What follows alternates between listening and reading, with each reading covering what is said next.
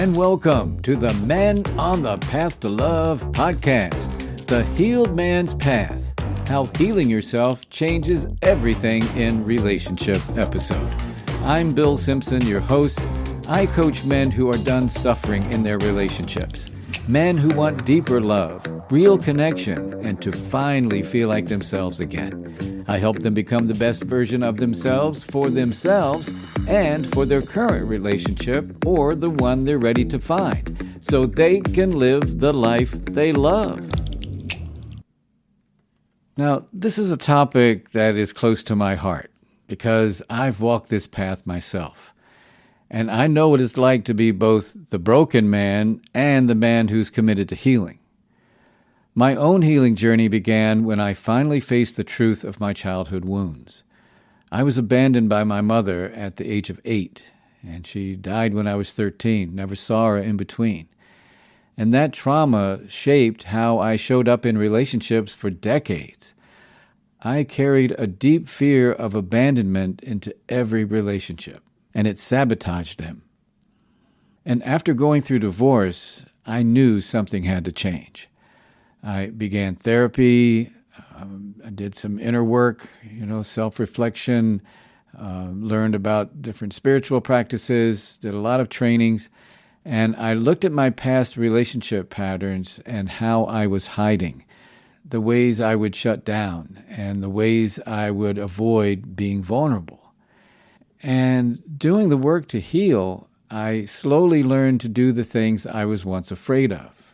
To be vulnerable without shame, to be empathetic and compassionate, to communicate mindfully instead of reactively, to stop repeating old patterns of fear and start building new patterns of love. That journey didn't just change me, it changed how I show up in my marriage now. And it's the reason my wife and I have been happily married for almost 17 years. And does that mean I'm perfect and don't struggle at times? Absolutely not. I just respond in a whole different way. And research backs this up. Studies have shown that secure attachment, the ability to regulate emotions, express needs, and respond with empathy, is the foundation of healthy love. But the thing is, men who don't do the work to heal often show what's called insecure attachment. And this can look like avoidance, controlling behaviors, or emotional volatility. And without healing, past traumas or dysfunction just keep showing up in present relationships. And then we wonder why we keep attracting the same type of people, when in reality, it could be because you haven't worked on healing your own shit. So what's the difference between a healed man and a broken man? Well, it may seem obvious, but a broken man hides behind his anger, his pride, or his need to be in control.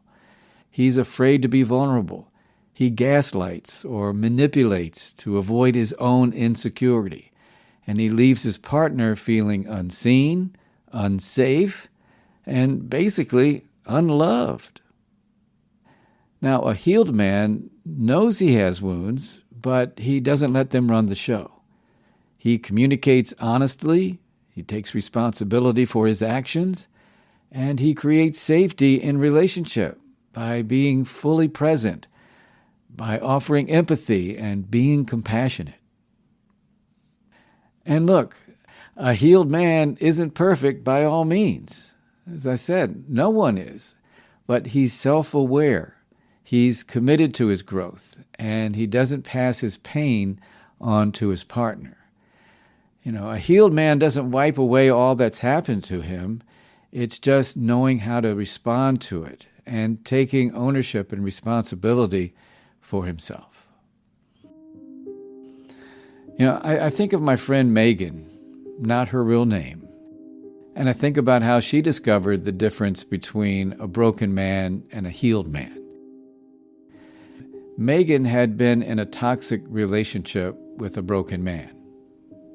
Things were great at first, But then she soon discovered that he was narcissistic, he was gaslighting, he was insecure, and very controlling. And over time, the mental and emotional abuse just wore her down. She became a shell of her once happy-go-lucky self. She wasn't the same person I remembered. And finally, she hit bottom. She realized that she couldn't keep losing herself in her relationship. And she made the courageous decision to leave. And after that, for years, she focused on her healing. She went to therapy, did a lot of workshops, did a lot of self-reflection, and worked on rebuilding her identity. She wanted to become whole again before she even considered dating. Well, one Saturday morning at a farmer's market, she bumped into Harry, not his real name. They struck up a conversation over the size of the avocados. And she found this guy kind, he was a little shy, but noticed that he was very grounded. And on impulse, she asked him if he wanted to grab a coffee. And he agreed, and they ended up talking for hours. She learned that Harry had also been through his own healing journey, going through a broken marriage. He went through years of therapy, did some deep personal growth, and he wasn't even looking to date either, but their connection was undeniable. And Megan quickly saw that Harry was different. He listened. He was emotionally present. He had boundaries, self-respect, and he showed compassion. Harry had become a healed man. And Harry could see Megan was a healed woman. And that was over 10 years ago.